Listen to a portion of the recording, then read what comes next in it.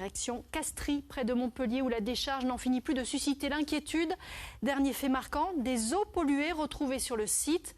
Le préfet a suspendu le transfert des déchets de l'usine de méthanisation, mais un collectif de riverains dénonce le manque de transparence depuis le début dans ce dossier. Caroline Agulot, Enrique Garibaldi.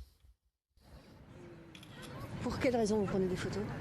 Eh bien, on fait de la surveillance sur le site de la décharge de Castries.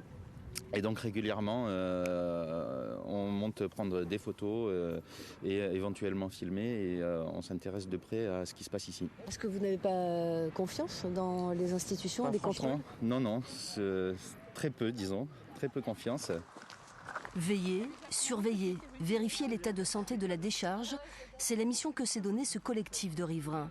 Parmi eux des chimistes, des physiciens ou simplement des citoyens qui ne se contentent pas de faire confiance aux institutions, mais qui veulent aussi avoir un droit de regard sur leur environnement. Alors ils vont à la pêche aux informations. Et ce qu'ils viennent de découvrir, c'est que le site fait l'objet depuis le 2 décembre dernier d'un arrêté préfectoral. L'arrêté préfectoral, c'est un arrêté d'urgence parce qu'il y a eu des fuites de lixivia qui ont contaminé les eaux naturelles.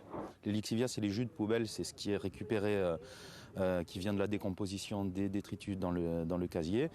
Et apparemment, ça ne serait pas très étanche et donc il y aurait les eaux de ruissellement, de pluie, etc. qui se mélangeraient aux eaux de lixivia. Voilà ce qu'on a compris. À la métropole, on ne nie pas la présence d'eau polluée dans l'un des 2 casiers de la décharge lors de l'incident il y a 2 mois.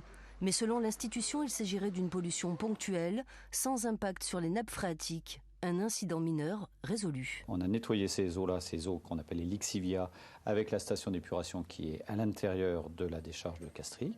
D'accord ? Et puis maintenant, on est dans un niveau totalement normal d'exploitation. Et la pollution, encore une fois, n'a pas été à l'extérieur.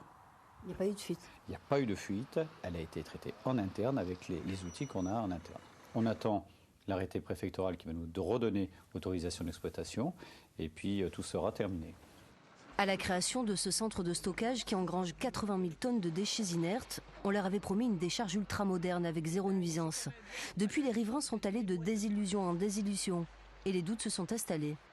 S'il y a la présence des mouettes, c'est qu'il y a quelque chose à becqueter, sinon elles seraient point là. C'est qu'il n'y a pas que des inertes dans cette décharge. Enfin, c'est mon sentiment. Malgré le discours rassurant de la métropole, le collectif est en rupture de confiance. Il soupçonne des fuites de casiers. Nous avions alerté déjà en 2014 qu'il y avait une modification de la qualité des eaux souterraines. Entre autres, des eaux de drainage qui avaient un taux de concentration en métaux très importante. Alors pour faire toute la lumière sur cette affaire, le collectif a déposé plainte au Parlement européen. L'exploitation du site fait désormais l'objet d'une enquête de Bruxelles.